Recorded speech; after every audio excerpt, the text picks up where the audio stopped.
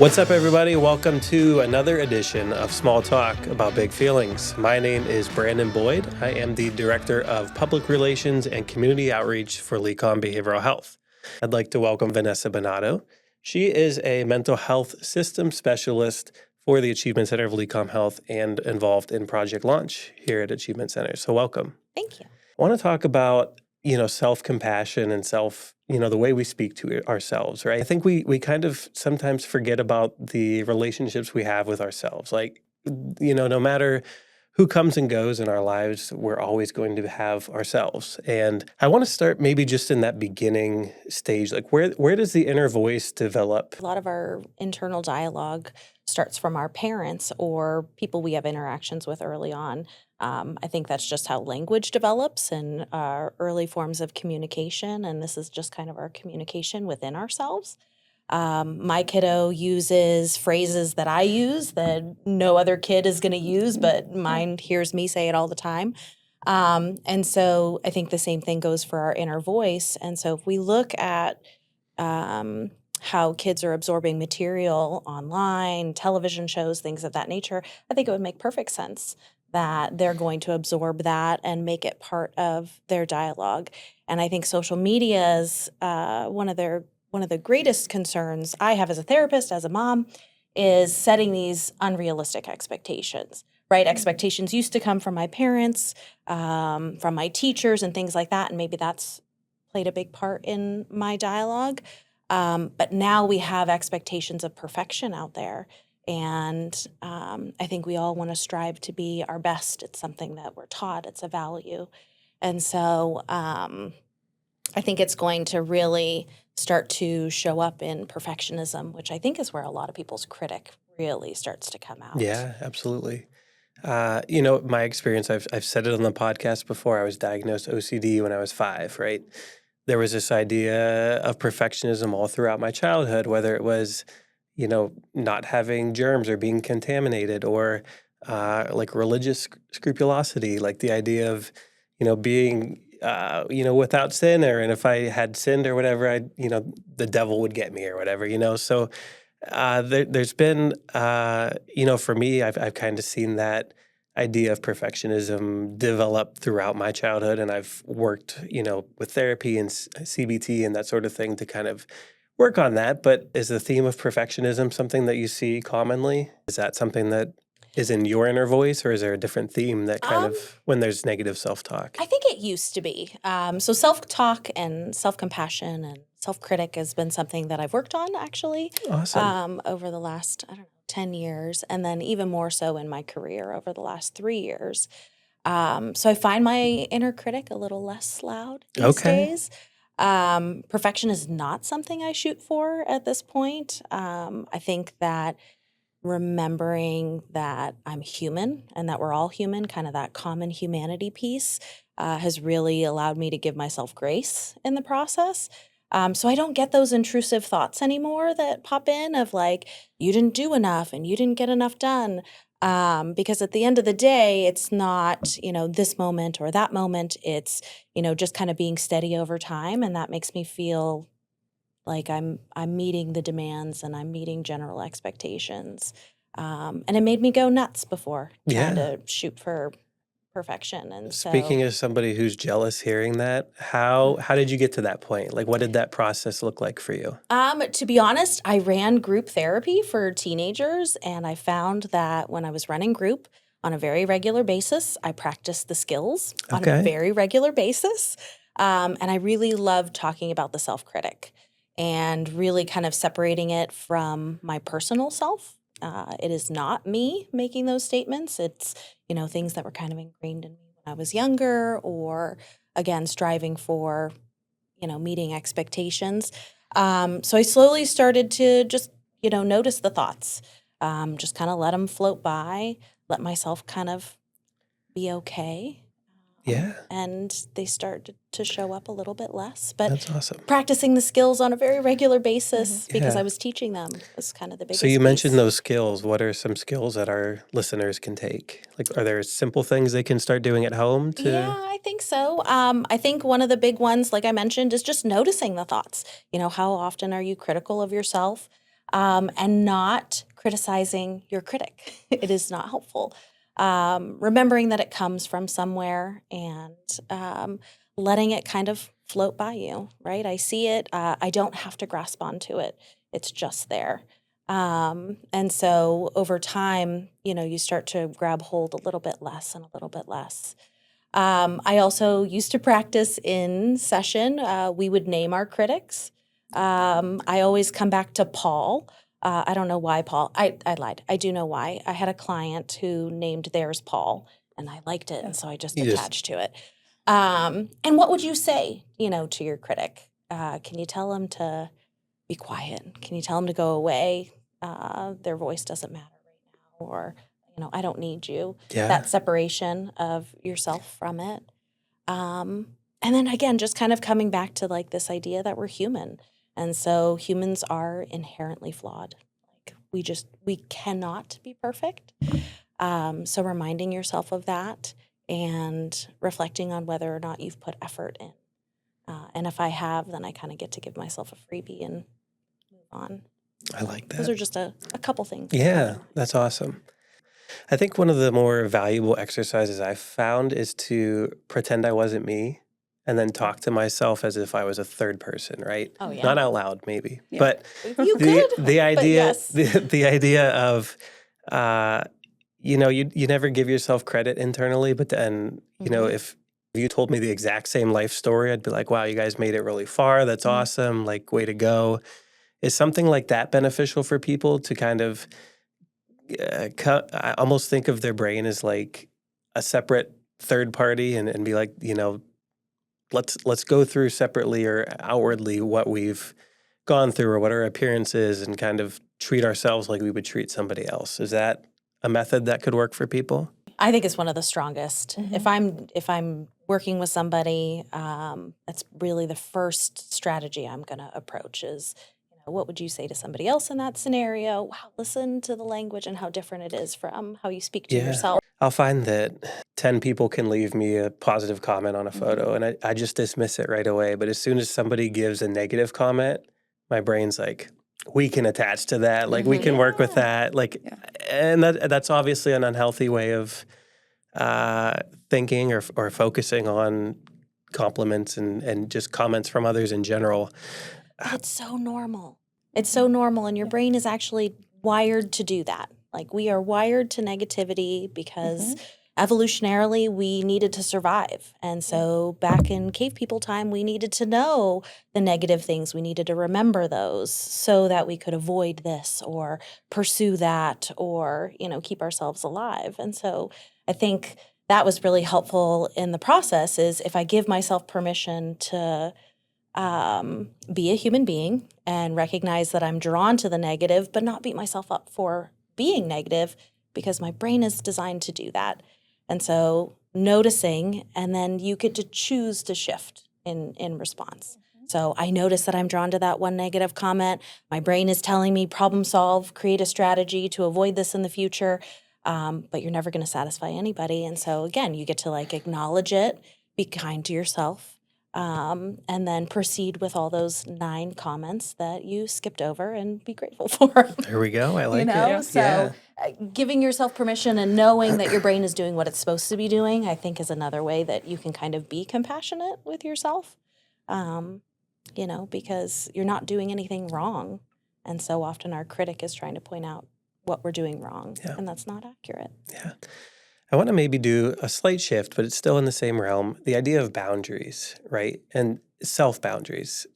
Are there, and I'm going to, I guess, get personal for a second here. Are there personal boundaries that you feel you need to set for yourself right now or that you have set and you've seen success with, whether it's with work or with family, friends? I know for me, I've had to make a pretty strict boundary on, when I'm checking emails and when I'm checking Teams because that stuff is always there. Like, no matter how much work I get done at home, it's going to be there. And I found that if I'm not present with my kids in the limited time I get before they go to bed, that I'm missing out on fun moments with them. So I one thing in terms of, the self-talk about, like, am I doing my best as a parent? Am I there for my kids? Am I, parents always find new ways to screw up their kids somehow. But I mean, am I doing the best that I can? I've found that those questions kind of uh, melt away if I'm engaged in there. And then to Vanessa, to your point earlier about if I gave it effort, I can give myself grace. And that's kind of where I fall with that boundary and keeping work and family life separate. I know a lot of what you were sharing really resonated with me, Brandon. Work boundaries were a really big one. Early in my career, I wanted to save the world. I wanted to fix all things and go beyond what others were willing to do. And that served me for a while. Yeah. And then, burnout is real. My mom used to tell me, like, you need to take care of yourself because you're going to burn out. And I thought I was immune to burnout. I just I am capable of all things. Yeah. Burnout is very real. And so, lessons learned. And so now I do have a hard cutoff. And having a kid, I think, gives me extra excuse. Yeah. So again, permission to step away. I'm not It's going to like take this if I don't want to time. go do something, it used to be just let me ask the wife, and now it's Yes. like the Yes. kids can't Yes. do it. Oh, my husband plays that game too. Right? Yeah, but she's a great excuse, and she is right. She is the excuse, right? Family is something I've always wanted, and so you need to prioritize it when you're there. Otherwise, you do a poor job at work and you do a poor job at home. I like this idea of spectrums. So I'm a visual person. If I were to draw, a line with an arrow pointing different directions, right? There's different extremes that we can live in. We can be completely selfish and only prioritize ourselves, or we could be completely selfless and altruistic in all ways. And there are flaws to both of these extremes, and if you work to recognize that balance between the two is going to kind of get you away from some of the extremes. So I like to draw the spectrum and have people mark where they think they live at this moment in time, or just in this experience. And what would it take to bring them a little bit closer to that middle ground? Because we are important and others are important, right? That is the missing piece a lot of the time. I think I was raised to be selfless, that was something that, just the best people did. They were selfless. They did for others. But, again, coming back to that conversation of burnout, if you give and give and give, there is nothing left. And then, you're not useless, but you definitely can't be as useful as you'd like to be. Yeah. And so if you walk that middle path, then you're going to make it further and be able to help more people and yourself in the process. I like that point because I think with my OCD and my mental health journey, I found in my adulthood that I was living by a set of rules that I thought everybody lived by in terms of being selfless and compassionate and trying to live by a certain moral code, right? And you as you grow and you kind of learn more about others, you realize that's different for everybody. And you can quickly burn yourself out doing things for others or, thinking that the good that you do will come back to you in this perfect sequential order. Like the reality of it is it doesn't. And if you don't look out for yourself, then who's going to, right? We're going to go on a little bit of a feelings field trip. We do this every show, sponsored by Lecom Behavioral Health. Shout out to Lecom. Everybody on? Good. Great. Grand. Wonderful. No yelling on the bus. Today, we would like to go on a date with ourselves. This is our field trip. We are setting up the opportunity to treat ourselves to whatever kind of a date it is. Things that we like to do, whether it's because we enjoy them, because it kind of refreshes us.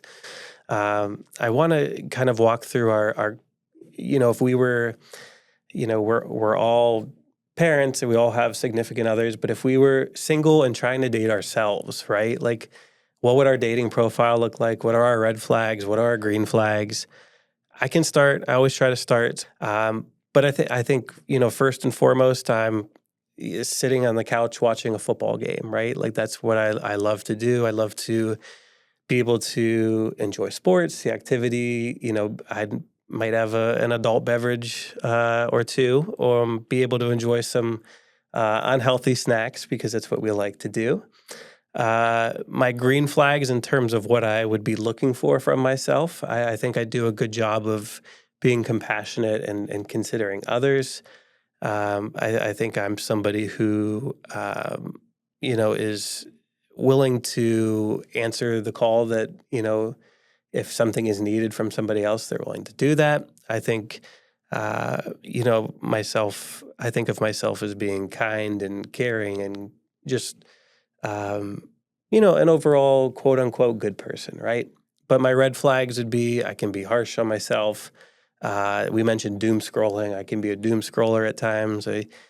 If I go on a date with myself, maybe I'd be inattentive because on the other side, I'm scrolling through TikToks and not paying attention to the conversation. And I know what that's like because when I was single, I was on a date and this girl was on her phone like the whole time. And I'm like, I could have saved, I could have had both of our Chipotle meals myself and just, scrolled on my phone Yes. myself. So, I know what that's like. And being checked out, whether it's on your phone or elsewhere, is certainly a red flag of mine that I try to work on being more present and mindful of my situation. So I think those would be kind of my red flags and green flags when it comes to how I would want to work with myself. Vanessa, what about you? Oh, my perfect self date is eating all the cuisines. I want a buffet of different Ooh, foods. Uh, I like and I want to that. try different things. Making a recipe, cooking is just, I would probably have some things pre-made while I make something because it's very soothing for me. So it's good self-care. Let's see, green flags, helping others, a calm demeanor. Takes a lot to rattle me. So bring me your crisis. Just kidding. But You're not immune to burnout, remember. yeah, I know, right? But yeah. Red flags, directness. So even though I've been working hard on not letting my self-critic come in too strong, I am pretty direct and I will let you know. So hopefully not in a judgmental way, but and then elements of control. I want things to work out. And so I've got an efficient and effective way to do it. And you might have a way that works too, but I don't really want to do your way. I want to do mine. That's fair. Yeah. So Awesome. Yeah. Well, that was our Feelings Field Trip, sponsored by Lecon Behavioral Health. I want to just close. We've talked about kind of this idea of perfection and striving for the best, and I want to make sure that when we're talking on this podcast, that it's not coming from a level of like, for those of us maybe listening, being way up high and looking down and being like, "Here's what I've done to be perfect with self-talk," and so I want to kind of maybe give some more color to the idea of the process and maybe close with somebody who's listening and is like, yeah, my self-talk's been pretty bad. Like, what are some first steps that you took in your life or you've taken with clients that they could take as they kind of decide that maybe this, enough is enough and they want to kind of improve how they're speaking to themselves or taking care of themselves? I think a lot of it comes from just like noticing and acknowledging. So I typically struggle in wintertime. It's dark, it's gloomy. My body goes into hibernation mode. And hibernation is a newer term that I started using because I needed to be more gentle. Laziness was the primary word for decades. I am lazy. I am not doing enough. I'm always tired. What's wrong with me, right? Like that's the self-talk that I have lived with for a long time. And I started to just notice that it didn't work, right? Like all of that self-critique, the goal, I think, was to motivate me to get off of my butt and go and do stuff. But it never worked year after year after year. So it was ineffective. And so I'm putting all this energy into trying to motivate myself through critiques and lack of kindness. And so just noticing that it wasn't working. And so shifting to hibernation has really lifted a lot of weight off of me. And so, yes, I am slower. Yes, I do less in the winter. And the darkness still bothers me, but I am no longer beating myself up for it. I'm giving myself permission to hibernate to a certain extent. And I have to tell you, I have made so much soup because I've Okay. been gentle with myself and I've been kind of leaning into the coziness of winter versus beating myself up, feeling like garbage and, rotting into my couch because that was my typical response before. And so instead I've found low level energy activities and it ends up making me feel a lot better because I have energy to do things because I'm not pulling myself down. So noticing your thoughts, noticing that maybe they're coming from a place of, trying to motivate you, trying to create change, trying to be a strategy. If it's not effective for you, like it wasn't for me, then consider a more gentle approach. Vanessa, thank you so much for being on the show. Until next time, this is Small Talk About Big Feelings. Bye, guys.